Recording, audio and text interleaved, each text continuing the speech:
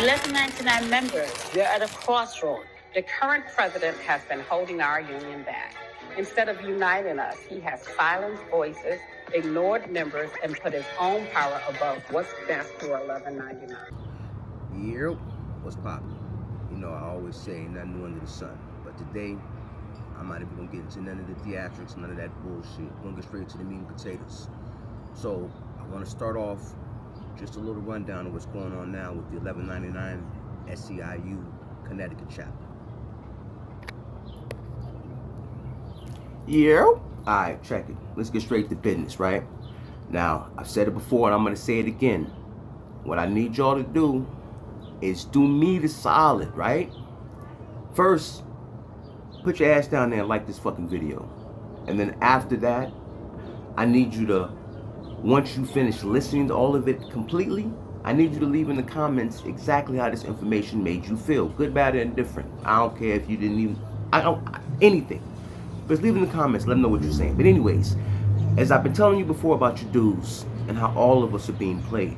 So you contact 1199 United Healthcare Workers East and ask them if Florida is paying dues.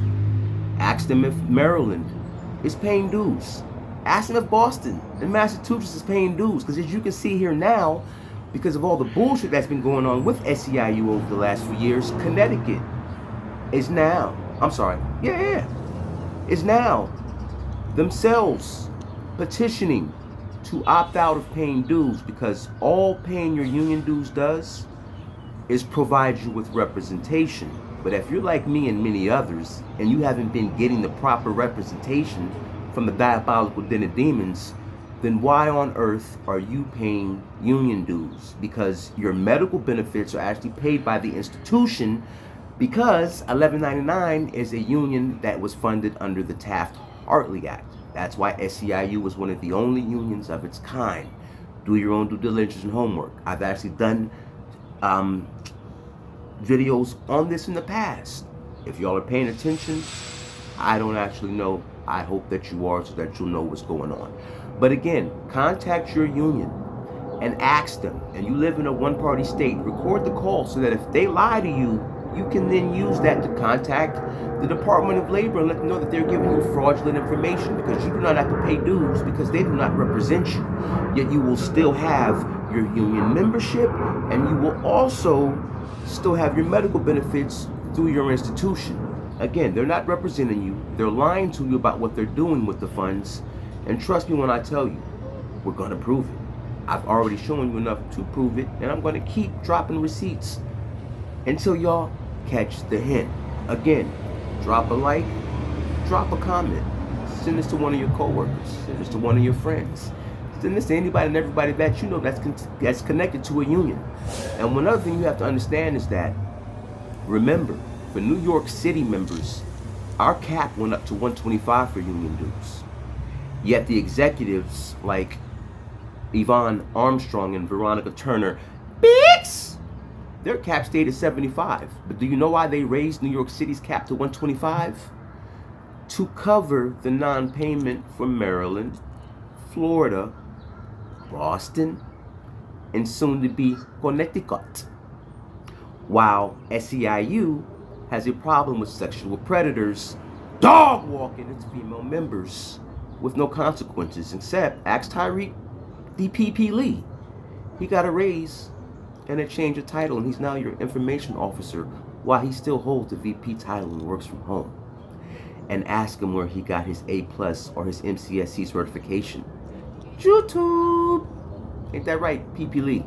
Let's talk about it. So yeah, leave a like, drop a comment, and please pay attention to what's going on and understand they have been using our intergenerational trauma to manipulate us to get their agenda across. Because at a certain point, we're going to talk about why during COVID, even though the vaccine mandate was unconstitutional, why hasn't Mrs. Armstrong and her crew fought to getting those people their jobs back?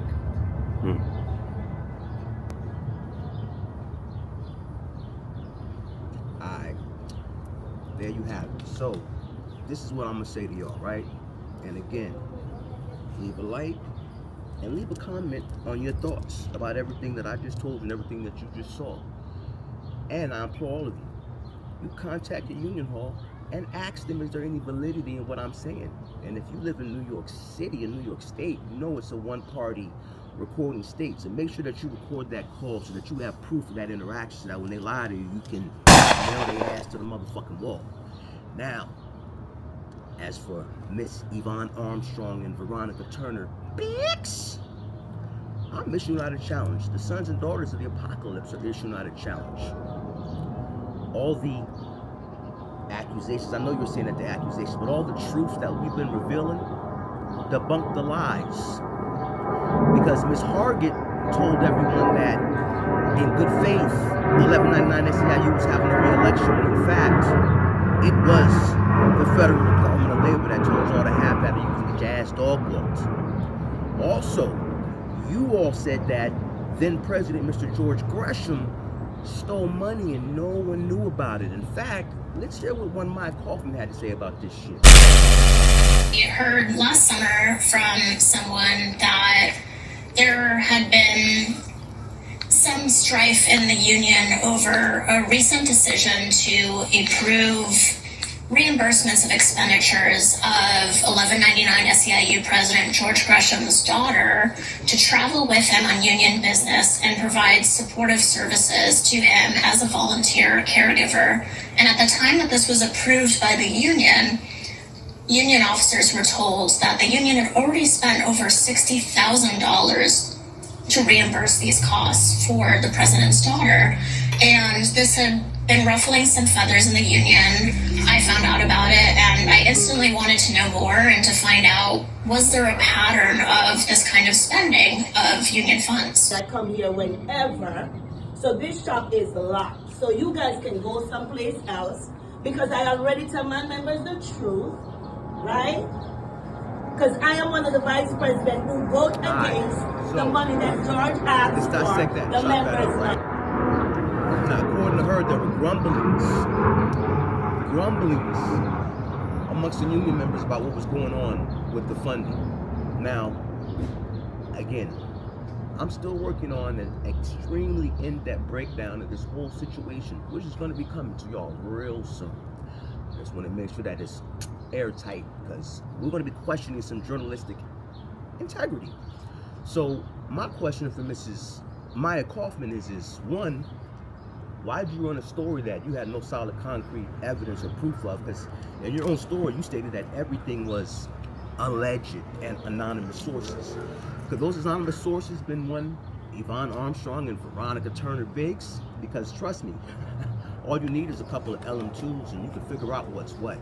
Also, man, if you would have did your homework, you would have already known that Mr. Gresham's daughter is in fact a registered health aide. Not only that, like you claim, you took 9 months doing an investigation, which I think is a little suspect, because it took me a few weeks to figure out that what the actual money was spent on. But not only that, in your own interview, you claim that Biggs and crew, Yvonne and crew, that everyone said that they didn't know where the fuck the money was going or that it was even being used. Now again, there's an executive board of 150 members. And as I'm gonna play again and again and again until y'all all let that shit sink in. These broads told you they didn't know anything about what the fuck he was doing with the money. Yet Lorraine says, I was one of the VPs that voted no. I told my members the truth. Somebody's lying. So again, Miss Armstrong and Turner Biggs, we're inviting you to debunk all of the facts that we've laid on the table of how you've been fucking your members over. And then when we finish, we're going to circle the block and talk about kickbacks for the COVID. Yeah, it is what it is, man. They're like, yo, we're the diabolical within the demons, aka the Viper's Pit. And I don't know what else to say except pay attention to what's going on. Know when you're being played. Know when you're being used. Know when they're using one side to play the other side against the two. This is literally what's happening.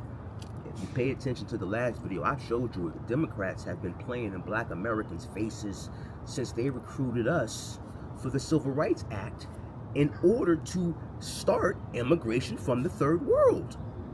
This is all along PSYOP and all part of a grand design.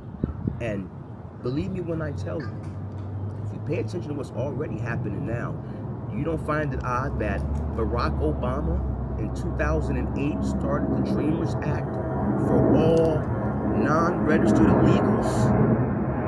And here it is. How many people that signed up for DACA or the Dreamers Act actually got citizenship? You want to know why? Because it's all a political ping pong back and forth. All Barack Obama was doing, the big-eared Kenyan, because he's not black American, and if you actually do his lineage, his mother is a Prescott. He's first cousins with George W. Bush. This is not any type of propaganda or any conspiracy. It's a fact. That's why when him and George H.W. Bush and his wife Michelle would get together, that's why Michelle and George H.W. always sat next to each other. When you would see them in them shots, he would always be handing her something. It was the inside family joke, because it was the same candy he used to give Barack when he went to the ranch as a child. Ladies and gentlemen, the world is a stage, and we're all being played. So you either take control and start writing your own script, or you get lost in the sauce. We're trying to give you the keys to the castle, but it's up to you to fucking use it. I'm gonna keep on showing you, but you have to show them that you see what's going on. So again, like, comment, subscribe, share. And Monday, you give them a call and ask them how many different chapters are paying union dues. And then you ask yourself, if there's 450,000 union members, but just about maybe 200,000 actually paying union dues, then what the fuck is really going on? And why are union dues going up, but the executive stayed at 75, and then the rest of the Eastern Seaboard ain't paying shit? It sounds like to me New York City is getting played like a bunch of fucking dummies because they think we're stupid. But yeah, I'm gonna get out of here. And remember, y'all keep your eyes to the stars, keep your head on a swivel. And again, diabolical demons, aka the Viper's Pit. But if we don't tighten up, it's gonna be the end of that. Y'all be safe. That come here with